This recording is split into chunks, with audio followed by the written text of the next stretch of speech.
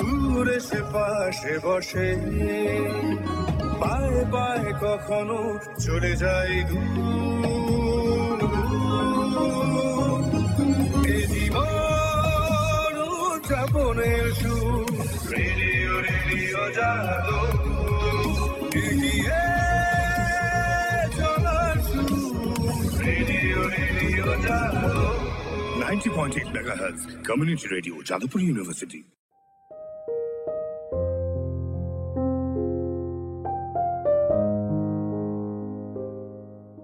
আপনারা শুনছেন community radio JU 90.8 megahertz. আজকে আপনাদের সঙ্গে আমি অহনা। আমি নিয়ে চলে এসেছি আপনাদের প্রিয় অনুষ্ঠান যদুবংশের তরুণ অরুণ, যে অনুষ্ঠানে আমরা যাদবপুর বিশ্ববিদ্যালয়ের ইয়ং ট্যালেন্টস, ইয়ং স্টুডেন্ট এবং রিসার্চ স্কলারদের প্রতিভাগুলো শোকেস করা বা তুলে ধরার চেষ্টা করি। আজকে আমাদের সঙ্গে রয়েছে আমাদের একজন বন্ধু সৃজিতা দাস। সৃজিতা বর্তমানে এডুকেশন বিভাগের ছাত্রী, বিএড থার্ড সেমিস্টারের স্টুডেন্ট। সৃজিতা বাংলা বিভাগের 2019 থেকে 2025 শিক্ষাবর্ষের ছাত্রী ছিল। ও গ্র্যাজুয়েশন এবং মাস্টার্স দুটোই যাদবপুর বিশ্ববিদ্যালয়ের বাংলা বিভাগ থেকে করেছে। এবং সৃজিতার আরও একটা পরিচয় যে ও আমাদের 2019 থেকে 22 শিক্ষাবর্ষের গ্র্যাজুয়েশনের গোল্ড মেডেলিস্ট ছিল। এবং সৃজিতা অত্যন্ত সুন্দর এবং সাবলীল একজন গায়িকা। ও ভীষণ ভালো গান করে এবং আজকে সেই কারণেই ওকে এখানে ডাকা। তো সৃজিতা এবং আমরা দুজনেই 2019 থেকে 2024 পর্যন্ত 5 বছর ধরে এই যাদবপুরেরই আনাচে কানাচে, কখনো গ্রিন জোনে, কখনো সুরুচির ক্যান্টিনে বিভিন্ন সময় বিভিন্ন বন্ধুত্বপূর্ণ সময় কাটিয়েছি, আড্ডা দিয়েছি। সেই আড্ডাটাকে আজকে আমরা রেডিও জেইউ স্টুডিওতে নিয়ে চলে এসেছি। ওর সাথে আমরা আড্ডা দেব, ওর গান শুনবো এবং একটা সুন্দর সময় কাটাবো।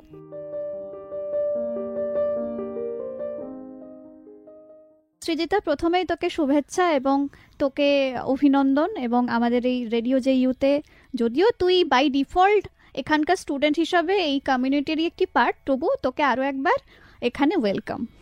তোকে ধন্যবাদ জানিয়ে তো আমি আমাদের বন্ধুত্বটাকে ছোট করব না। অনেক অনেক অনেক ভালোবাসা তোকে, এবং রেডিও জেইউর কাছেও আমার অনেক কৃতজ্ঞতা আমাকে এখানে ডাকার জন্য। আচ্ছা, তো আমরা যেহেতু সৃজিতার গান শুনবো এবং ওর সাথে আড্ডা দেব, তো আমার প্রথমেই সৃজিতার কাছে প্রশ্ন আছে যে এই গানটা যে তুই এত ভালো গাস, এত সুন্দর গাস, এই গান শেখাটা শুরু কিভাবে হয়েছিল সেটা যদি আমাদের একটু বলিস। শেখা বলতে একেবারে ছোটবেলায় মা গান করতেন হাতে খড়ি আমার মায়ের কাছে। তারপরে প্রথাগত শিক্ষার ভেতরে ঢোকা আমি যখন ক্লাস 3-তে পড়ি তখন আমাদের জয়নগরেই আমি শ্রীমতী বাসবী চক্রবর্তীর কাছে দীর্ঘদিন গান শিখেছি। একই সাথে সুকুমার পাত্র, তার কাছে আমি তালের তালিম নিয়েছি বহু বছর। এবং পরবর্তীকালে আমি ক্লাস 8-এ পড়াকালীন শাস্ত্রীয় সঙ্গীতের তালিম নিতে যাই শ্রী প্রতীক চক্রবর্তীর কাছে, এবং তার কাছে আমি এখনও শিখে চলেছি। এবং কিছুদিন আমি কলকাতায় ললিত কলাতে, মানে শ্রী জয়ন্ত সরকারের কাছে আমি বেশ কিছুদিন শিখেছি। কিন্তু সেখানে শেখাটা আমার কন্টিনিউ করা হয়নি, কারণ অত দূর থেকে আমি জার্নি করতে পারতাম না এবং পড়াশোনারও চাপ অনেক বেশি ছিল। এবং দেবাশিস ভট্টাচার্য, তার কাছে আমি গত 13 বছর তালের তালিম নিতে শুরু করেছি। তো মায়ের হাত দিয়ে শুরু এবং এইভাবেই এখনো চলছে। আচ্ছা, বেশ। তো তুই প্রথমেই যেটা বললি যে তোর মায়ের হাত ধরে এই শেখাটা শুরু, এই বিষয়টা কিন্তু সবাই খুব একটা ফরচুনেট হয় না। বিশেষত আমরা যাদেরকে দেখি যে এই পড়াশোনার বাইরে যারা আরও একটা আর্টের অন্য একটা মাধ্যমের সাথে যুক্ত বা লেখালেখির সাথে যুক্ত, এরকম পড়াশোনার বাইরে অন্য একটা কিছু নিয়েই যারা এগোতে চায় বা অন্য একটা কিছু নিয়ে যারা কাজকর্ম করতে চায়, সেক্ষেত্রে সবসময় দেখি না যে বাড়ির সাপোর্টটা, ফ্যামিলির সাপোর্টটা খুব একটা বেশি পাওয়া যাচ্ছে। তো তোর ক্ষেত্রে প্রথমেই বললি যে মাঠ থেকে ব্যাপারটা এসেছে। মা ছাড়া বাকি পুরো পরিবারটা মিলিয়ে তোর এই গান শেখা বা গান নিয়ে এতটা চর্চা করা, এর পিছনে কিভাবে পাশে থেকেছে বা কিরকম একটা পরিবেশ পেয়েছিস যদি বলিস। এটা বলতে গেলেই আমি ছোটবেলার বদলেও আমি যে সময়টার কথা বলবো, যে আমি যখন মাধ্যমিক পাশ করলাম, এবারে মাধ্যমিকের পরে সব স্টুডেন্টদেরই যে একটা দোলাচলতা থাকে, সায়েন্স নেব না আর্টস নেব না কমার্স নেব, আমার মধ্যেও ছিল। তো আমি বন্ধুদের পাল্লায় পড়ে সায়েন্সের কিছুদিন পড়াশোনা শুরু করি। এবং সেই সময় যেটা হয়েছিল, মানে ওই শুরুর পর্যায়েই এতখানি পড়াশোনার চাপ, আমি প্রায় হারমোনিয়ামে হাত দিতে পারিনি 2 মাস। এবং সেইটা দেখে আমার বাবা আমাকে বলেছিল যে মেয়েকে এত কষ্ট দিয়ে পড়াশোনা করানো যাবে না। তো বুঝতে পারছি, তোর কথা বলতে বলতে চোখে জল চলে এলো, এবং এ থেকে বোঝাই যাচ্ছে যে তোর এক তো গানের প্রতি কতটা ভালোবাসা, এবং দ্বিতীয় কথা বাবা মেয়ের সম্পর্কেরও একটা গভীরতার বিষয়, যে পাশে থাকার বিষয়। সত্যি তো আমরা তো এরকমই চাই যে আমাদের বাবা মা, আমাদের পরিবেশ, পারিপার্শ্বিক অবস্থান আমাদের সাথে ঠিক এভাবেই থাকুক। তো এই আবহটাকে আরো ভারবহ না করে আমরা বরং একটা গান শুনে নিই। তো বেশ বেশ। বাঙালির জীবনের তো খুবই একটা অবিচ্ছেদ্য অঙ্গ রবীন্দ্রনাথ, এবং তোর মাস্টার্সের স্পেশালাইজেশনও রবীন্দ্রনাথ ছিল। তো প্রথমেই যদি একটা রবীন্দ্রনাথের গান দিয়ে শুরু করিস। বেশ। বসে আছি কবে শুনিব তোমার বাণী, বসে আছি কবে শুনিব তোমার বাণী, কবে বাহির হইব জগতে মম জীবন ধন্য মানি, বসে আছি কবে শুনিব তোমার বাণী, কবে প্রাণ জাগিবে তব প্রেম গাহিবে, প্রাণ জাগিবে তব প্রেম গাহিবে, দাঁড়ি দাঁড়ি ফিরি সবার হৃদয় চাহিবে, দাঁড়ি দাঁড়ি ফিরি সবার হৃদয় চাহিবে, নর নারী মন করিয়া হরণ চরণে দিবে আনি, বসে আছি কবে শুনিব তোমার বাণী, কেহ শুনে না গান জাগে না প্রাণ, বিফলে গীত অবসান, শুনে না গান জাগে না প্রাণ, বিফলে গীত অবসান, তোমার বচন করিব রচন সাধ্য নাহি নাহি, তুমি না কহিলে কেমনে কব প্রবল যে বাণী তব, তুমি না কহিলে কেমনে কব প্রবল যে বাণী তব, তুমি যা বলিবে তাই বলিব, আমি কিছুই না জানি, তুমি যা বলিবে তাই বলিব, আমি কিছুই না জানি, তব নামে আমি সবারে ডাকিব, হৃদয় লইব টানি, বসে আছি কবে শুনিব তোমার বাণী, বসে আছি কবে শুনিব তোমার বাণী। অসাধারণ, অসাধারণ একটা গান শোনালি আমাদের। আমি তো মুগ্ধ হয়ে গেছি, এবং আমার বিশ্বাস আমাদের যে শ্রোতারা এই অনুষ্ঠান এই মুহূর্তে শুনছেন তারাও প্রত্যেকে নিশ্চয়ই মুগ্ধ হয়ে গেছে। একটা সুন্দর আবহের সৃষ্টি হয়েছে, কিন্তু যেহেতু আমাদের আড্ডাটা এগিয়ে নিয়ে যেতে হবে, তাই সেই আবহকে ভেঙেই আমি প্রশ্নে ফিরছি। পরিবারের কথা তো গেল, তো এবার আসি পড়াশোনার কথায়। প্রথমে যেটা বললাম যে সৃজিতা মেধাবী একজন ছাত্রী, যে আমাদের যাদবপুর বিশ্ববিদ্যালয়ের বাংলা বিভাগের 2019 থেকে 22 শিক্ষাবর্ষের গ্র্যাজুয়েশনের গোল্ড মেডেলিস্ট ছিল। তো আমাদের অনেকেরই একটা ধারণা থাকে যে পড়াশোনার সাথে বোধহয় আর কিছু করা সম্ভব হয় না, আর কিছু করা বোধহয় যায় না। তো সৃজিতার ক্ষেত্রে তো সেটার চিহ্ন মাত্র নেই। তো সৃজিতার থেকেই আমি জেনে নেব যে পড়াশোনা এবং গান, এই দুটো জিনিস ব্যালেন্স কিভাবে করেছিস, বা তোর ক্ষেত্রে দুটো জিনিস কি একে অপরকে সাহায্য করেছে বা একে অপরের প্রতি বিরূপভাবে গেছে, ঠিক কিভাবে তুই দুটোকে ম্যানেজ করেছিস যদি একটু বলিস আমাদের। এটা বলতে গেলে প্রথমেই যেটা বলবো, যেটা আগেও বলছিলাম, যে বাবা আমাকে বলেছিলেন যে মেয়েকে এত কষ্ট দিয়ে সায়েন্স পড়ানো যাবে না, গান বাজনা করে মেয়ে একদম ভালোভাবে পড়াশোনা করবে। সঙ্গে মাও একই কথাই বলেছিলেন। এবং পরবর্তীতে যখন আর্টস নিয়ে এইচএসেও ভালো রেজাল্ট করলাম এবং প্রতিটা সাবজেক্টেই প্রায় একই রকম নাম্বার, তখন যখন ভাবছি যে কি নিয়ে পড়বো, সেই মুহূর্তেও বাবার একটাই কথা যে কঠিন কোনো সাবজেক্ট নিয়ে পড়তে হবে না, তুমি যেহেতু গান ভালোবাসো বাংলা নিয়ে পড়ো এবং সাহিত্যের চর্চা করো, একই সাথে তোমার গানের ক্ষেত্রেও এটা অনেক বেশি হেল্প করবে। তো পরবর্তীতে যখন আমি বাংলা সাহিত্য নিয়ে যাদবপুর বিশ্ববিদ্যালয়ে পড়তে আসলাম, আমি যেটা দেখলাম যে এখানকার পরিবেশ অনেক বেশি উন্মুক্ত এবং বাংলা সাহিত্য আমার গানের ক্ষেত্রে অবশ্যই ভীষণভাবে মানে অবদান তো রাখবেই, সেটা খুবই স্বাভাবিক। যেমন তুই যেটা মেনশন করলি যে আমার স্পেশাল পেপার ছিল রবীন্দ্রনাথ, সেক্ষেত্রে রবীন্দ্রনাথের গান গাওয়ার ক্ষেত্রে বিশেষভাবে আমাকে বাংলা সাহিত্য ভীষণভাবে হেল্প করেছে। এবং পড়াশোনা আর গান বাজনা এই দুটো ম্যানেজ করার ক্ষেত্রে আমি বিশেষভাবে বলবো এইচএস, মাধ্যমিক এবং যখন যখন পরীক্ষাগুলো এসছে সেই সময় আমার কাছে শক্ত হয়েছে গানটাকে কন্টিনিউ করা, গানের রেয়াজে বসা।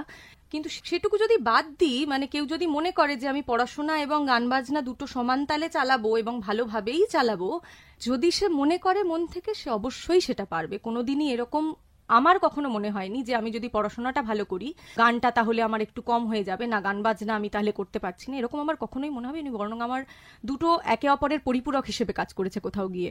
বেশ। তো যেটা তুই নিজেও বললি যে বাংলা সাহিত্য পড়ার ক্ষেত্রে তোর গান এবং সাহিত্য দুটোর একটা মেলবন্ধন, সেই ব্যাপারটা যথেষ্ট তোকে সাহায্য করেছে। তোর কি মনে হয় যে এটা অন্য কোনো সাবজেক্ট নিয়ে যদি পড়তিস তাহলে কি এতটা ফেসিলিটি বা এতটা সুযোগ হয়তো হতো না, এরকম কি কিছু মনে হওয়া আছে?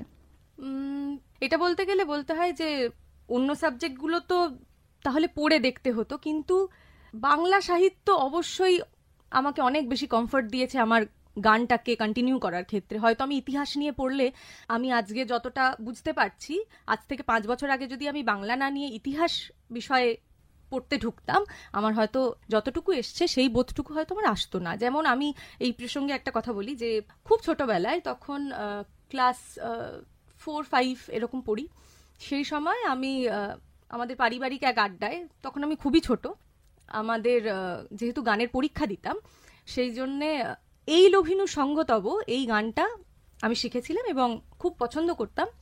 গানটা ওখানে শুনিয়েছি। আমারই একজন রিলেটিভ, তিনি বলেছিলেন যে ছোট বাচ্চা মানুষ, ওদেরকে এইসব গানগুলো কেন দেওয়া হয়, পরীক্ষার ক্ষেত্রেই বা কেন রাখা হয়। আমি তখন সেই কথাটার তাৎপর্য খুব একটা বুঝতে পারিনি, যে গান গাইতে গেলে আবার এর থেকে বেশি কি বুঝবো, আমি সুর বুঝি, তাল বুঝি, গাইতে পারছি, আবার কি। কিছুদিন আগে হঠাৎই আমার এই গানটা মনে পড়লো, কি প্রসঙ্গে জানি না, কিন্তু যখন আমি গানের লাইনগুলো বারবার ভাবছি না, যে এই লোভিনু সঙ্গতব্য সুন্দর হে সুন্দর, পুণ্য হলো অঙ্গ মম, ধন্য হলো অন্তর, সুন্দর হে সুন্দর, এই লাইনগুলোর তাৎপর্য হয়তো আমি বাংলা সাহিত্য নেওয়ার ফলে আমি যে অবলীলায় বুঝতে পেরেছি গানের কথাগুলো, বেশিরভাগ ক্ষেত্রে রবীন্দ্রসঙ্গীত স্পেসিফিক্যালি, সেটা হয়তো আমি অন্য কোনো সাবজেক্ট নিয়ে পড়লে পারতাম না, এটা আমার মনে হয়। আচ্ছা, তুই এই গানটার কথাই যখন স্পেসিফিক্যালি বললি, তাহলে এই গানটাই একবার আমাদের শুনিয়ে দে। বেশ, তবে আমি এই গানটা ছোট্ট করে একটু শোনাচ্ছি।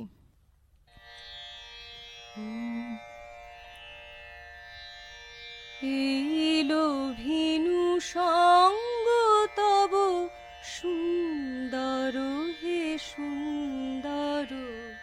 এইলো ভিনু সঙ্গ তব সুন্দর হে সুন্দর, পুণ্য হলো অঙ্গ মম, ধন্য হলো অন্তর, সুন্দর হে সুন্দর, এইলো ভিনু সঙ্গ তব। আলোকে মোর চক্ষু দুটি মুগ্ধ হয়ে উঠল ফুটি, আলোকে মোর চক্ষু দুটি মুগ্ধ হয়ে উঠল ফুটি, হৃদ গগনে পবন হলো সুরভিতে মন্থর, সুন্দর হে সুন্দর, এইলো ভিনু সঙ্গ তব সুন্দর হে সুন্দর।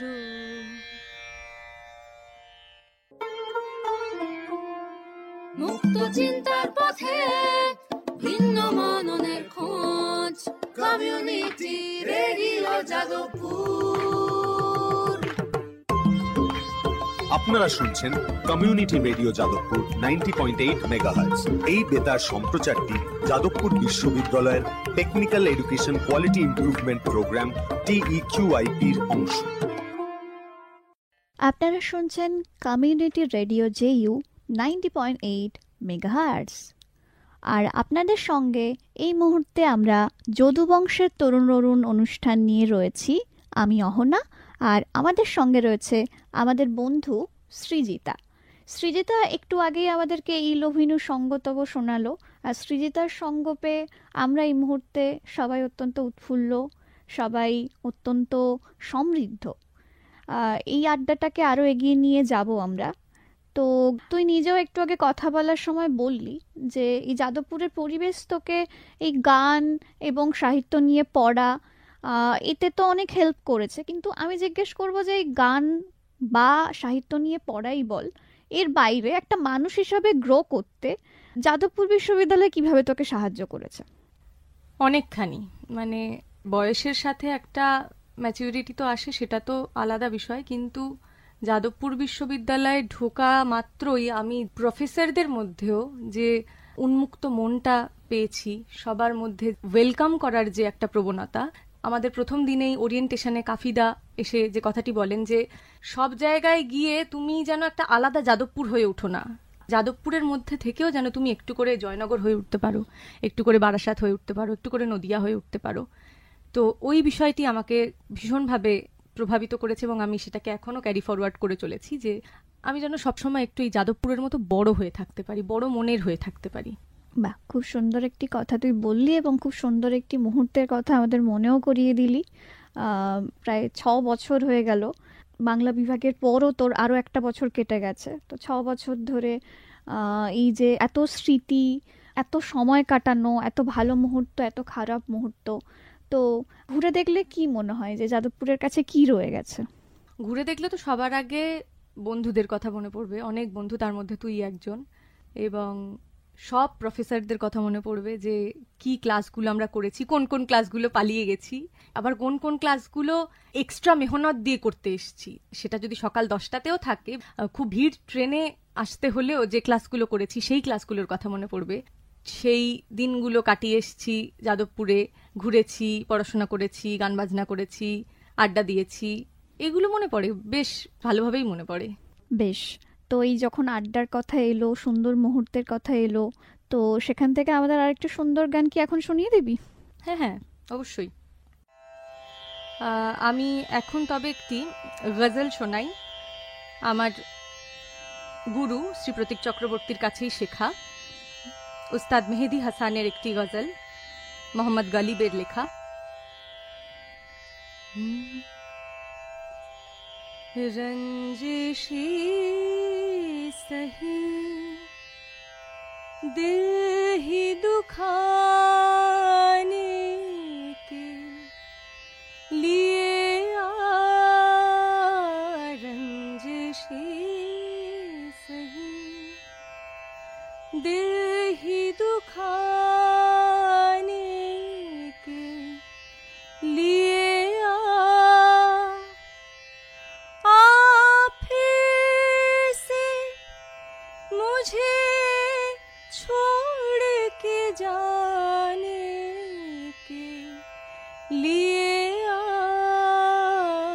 रंजिशी सही दिल ही दुखाने के लिए रंजिश ही सही किस किस को बताएंगे जुदाई का सबब हम किस किस को बताएंगे जुदाई का सबब हम तू मुझसे खफा है तो ज़माने के लिए रंजिशी सही दिल ही दुखाने के लिए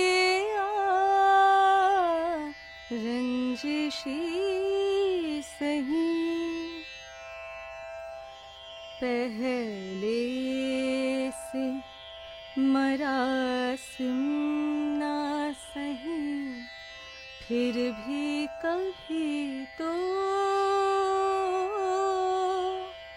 पहले से मरासिम ना सही फिर भी कभी तो रस्मों रहे दुनिया ही निभाने के लिए रंजिशी सही दिल ही दुखाने के लिए रंजिश ही सही।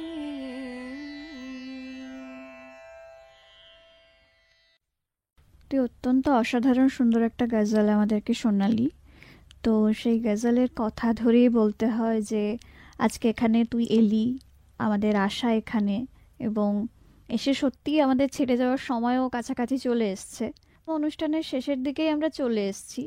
তো এখন আর দুটো প্রশ্নই রাখবো। প্রথম কথা এই যে আজকে এতগুলো জন গানের রয়েছে, তার মধ্যে তুই আমাদেরকে গজল শোনালি, রবীন্দ্রসঙ্গীত শোনালি। তুই তো বিভিন্ন জনের গান শিখেছিস, তো তার মধ্যে তোর ফেভারিট ঠিক কোন জন? খুব পছন্দের আমার যদি একদম লিস্টের উপরে রাখতে হয় রবীন্দ্রসঙ্গীত, তারপরে আমি নজরুল গীতি আর সেমি ক্লাসিক্যালকে পাশাপাশি রাখবো, আমার এই দুটো অত্যন্ত কাছের। তারপরে আমি আধুনিক গান গাইতে ভীষণ ভালোবাসি এবং চেষ্টা করি খেয়ালও গাওয়ার, ছোট খেয়াল বড় খেয়াল চেষ্টা করি। এই আচ্ছা, তোর জীবনের দুটো খুবই স্ট্রং পয়েন্ট, গানও এবং পড়াশোনাও।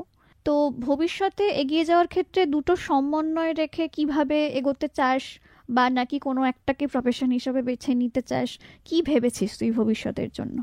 এই প্রশ্নটা আমার কাছে বরাবরের ভীষণ কঠিন একটা প্রশ্ন। মানে আমি কোনটাকে যে এ নিয়ে আদতে এগিয়ে যেতে চাই, কোনটাকেই প্রতিষ্ঠা দিতে চাই, এটা আমার কাছে ভীষণ কঠিন একটা চয়েস। মা সব সময় চেয়ে এসছেন, মা এখনও, মানে যেখানেই কোনো ওয়ার্কশপ হোক, কোথাও ভালো শিখতে যাওয়ার ব্যাপার হোক, বা কোনো অনুষ্ঠান হোক, কম্পিটিশন হোক, এখনও মানে আজও আমি আসছি, মা পারলে আমাকে কোনো ভালো গান গাইয়ে পাঠায় যে তুই এই গানটা কর। মা সব ক্ষেত্রেই আমাকে এইভাবে পুশ করতে থাকে গানের দিকে। পড়াশোনার ক্ষেত্রে তো বটেই, যে পড়াশোনা না করলে কিছুই হবে না, এটা তো আছেই। সেক্ষেত্রে আমার কাছে বরাবরই চয়েসটা খুব কঠিন হয়ে এসছে যে আমি গান করব নাকি পড়াশোনা করব, কোন একটাকে আমি এগিয়ে নিয়ে যাব। ফলত আমি বরাবরই চেয়ে এসেছি দুটোকেই এগিয়ে নিয়ে যাওয়ার। যেহেতু এখনো পড়াশোনাও চলছে, আমি পিএইচডি করারও প্ল্যান করছি, ইচ্ছা আছে, কতদূর পারবো জানি না। তবে আমি চাই যদি পিএইচডি করি, পিএইচডি করে যদি কোনো অধ্যাপনার সঙ্গে যুক্ত হই, যদি পারি, ভগবানের যদি তাতে সাথ থাকে, সেক্ষেত্রে ওইটার সাথে সাথেই আমি যেন গানটাকে যেন এইভাবে নিয়ে যেতে পারি।